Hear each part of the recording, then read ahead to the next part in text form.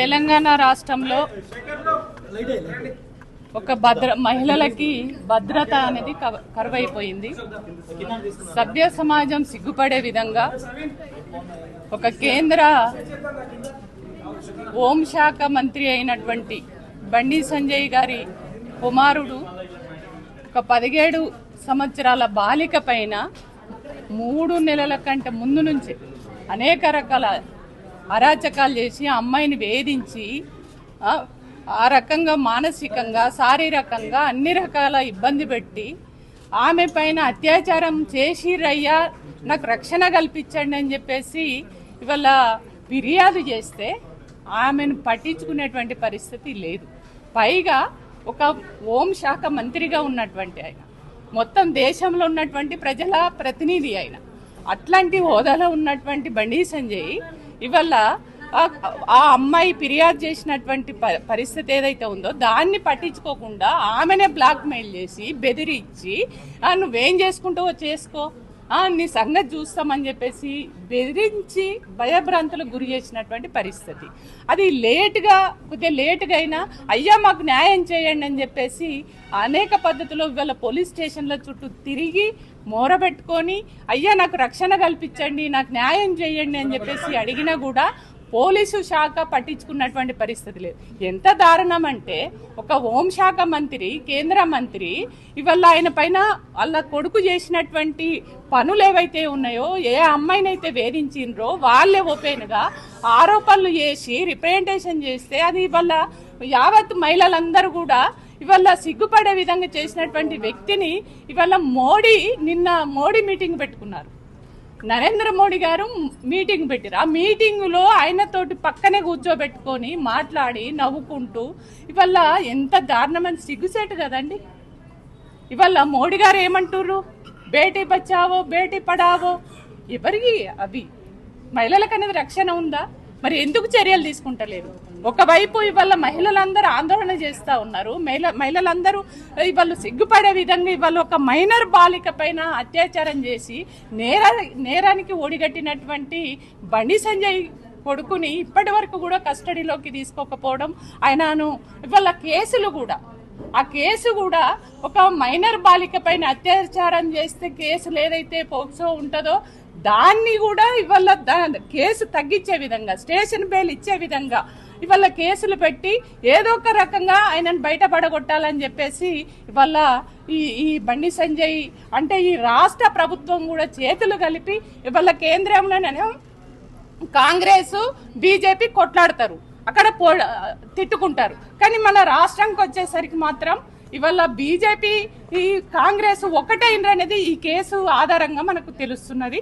కాబట్టి మేము మా డిమాండ్ ఏంటంటే ఇవాళ బీఆర్ఎస్ పార్టీ మహిళా విభాగం ఆధ్వర్యంలో ఇవాళ మహిళలందరం కూడా వచ్చి మహిళా కమిషన్ మేము రిప్రజెంటేషన్ ఇవ్వడం జరిగింది.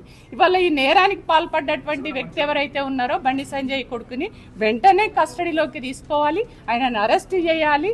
ఇవాళ ఆ అమ్మాయి ఎవరైతే ఆ బాలిక ఉన్నదో బాలికకు న్యాయం చేయాలని చెప్పేసి మేము డిమాండ్ చేస్తున్నాం. దీనికి సహకరించిన అంటే ఈ కేసును పక్కదారి పట్టించినటువంటి వాళ్ళు ఎవరైతే ఉన్నారో వాళ్ళందరినీ కూడా మేము ఆ అమ్మాయి రిప్రజెంటేషన్లో ఎవరెవరైతే ఆమెకు ఈ కేసును పక్కదారి పట్టి చేయడానికి, ఆమెకు అన్యాయం చేయడానికి కుట్రలు చేసిండ్రో వాళ్ళందరి పేర్లు కూడా రాసింది. కాబట్టి వాళ్ళందరిపైన కూడా చర్యలు తీసుకోవాలి. తక్షణమే వాళ్ళ కొడుకుని అరెస్ట్ చేసి ఇవాళ బండి సంజయ్ కూడా నైతిక బాధ్యత వహించి తక్షణమే రాజీనామా చేయాలి. ఇవాళ నరేంద్ర మోడీ గారు నిజంగానే మీరు మాటలలో నిజంగానే బేటీ బచావో బేటీ పడావో అనే నినాదం ఏదైతే ఉందో ఆ నినాదం మీరు నిజం చేయాలనుకుంటే బండి సంజయ్ని వెంటనే మంత్రి పదవి నుంచి తీసేసి నిజంగానే ఆయనను తక్షణమే రాజీనామా చేసే విధంగా మీరు చూడండి అని చెప్పేసి నరేంద్ర మోడీ గారిని కూడా కోరుతున్నాము. ఇవాళ బండి సంజయ్ కూడా నువ్వు నైతిక బాధ్యత వహించి వెంటనే రాజీనామా చేయమని డిమాండ్ చేస్తున్నాను. అంటే ఎంత దారుణం అండి. ఒక 14 ఏళ్ల అమ్మాయి అయ్యా నాకు అన్యాయం జరిగింది, నా పైన ఈ రకంగా అత్యాచారం చేసిండు నీ కొడుకు, నాకు న్యాయం చేయండి అని స్వయంగా ఆ అమ్మాయి పోయింది, ఆయన దగ్గరికి పోయింది, అడిగింది. అడిగితే కూడా బ్లాక్ మెయిల్ చేసి బెదిరించి నేను హోంశాఖ మంత్రిని, నువ్వేం చేస్తావో చేసుకో, నీ సంగతి చూస్తా అని చెప్పేసి అని ఇవాళ ఇక్కడ ఈ రాష్ట్రంలో ఇవాళ ముఖ్యమంత్రిగా ఉన్నటువంటి రేవంత్ రెడ్డి తోటి చేతులు కలిపి పోలీసులను కూడా ఇన్ఫ్లుయెన్స్ చేసి పోలీసులను కూడా పక్కదారి పట్టించే విధంగా ఇవాళ హోంశాఖ అనేది ఇవాళ ప్రజలకు రక్షణ కల్పించేటువంటి శాఖ, కానీ దాన్నే ఇవాళ ఆయన వాడుకొని వాళ్ళ కొడుకును ఒక నేర చరిత్ర ఉన్నటువంటి నేరానికి పాల్పడ్డటువంటి బండి సంజయ్ కొడుకును కాపాడుకోవడానికి ఈ రకంగా వాడుకుంటుండనేది దీన్ని బట్టి మనకు చాలా క్లియర్ గా అర్థమవుతుంది. జరగలేదు కాబట్టి కేసు బుక్ అంటే కేసు నామినల్ గా చేసిర్రు, కానీ మరి స్టేషన్ బెయిల్ ఇచ్చే విధంగా ఎట్లా చేస్తారు? కాదు కదా. మైనర్ బాలికకి ఏ కేసులు పెట్టాలి, ఏ నెంబర్లు పెట్టాలి, దానికి ఆ ప్రకారంగా చేయాలి.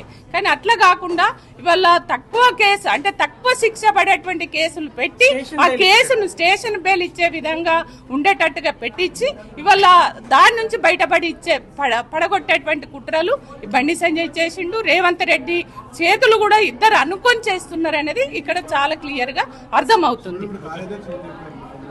తను ఏమన్నదంటే ఇప్పటికీ అంటే మహిళా కమిషన్ చైర్మన్ లేరు, కానీ మరి మాకు కూడా ఎక్కువ పవర్స్ ఉండవు, కానీ మా పరిధిలో మీరు ఇచ్చినటువంటి దాంట్లో ఏవైతే ఉన్నాయో దాన్ని మేము ఏ మేరకు చేయగలిగితే ఆ మేరకు మేము చేస్తాం. నేను కూడా ఒక మహిళనే కాబట్టి ఒక మహిళలకు అన్యాయం జరిగినప్పుడు ఎవరం కూడా మనము దాన్ని మనం నిర్లక్ష్యం చేయొద్దు. దాన్ని ఖచ్చితంగా ఇమ్మీడియట్లీ ఏ పరిధిలో మేము చేయగలిగే పరిస్థితి ఉంటే ఆ పరిధిలో చేస్తాము. నేరస్తుడికి శిక్ష పడే విధంగా మేము చర్యలు తీసుకుంటామని చెప్పారు.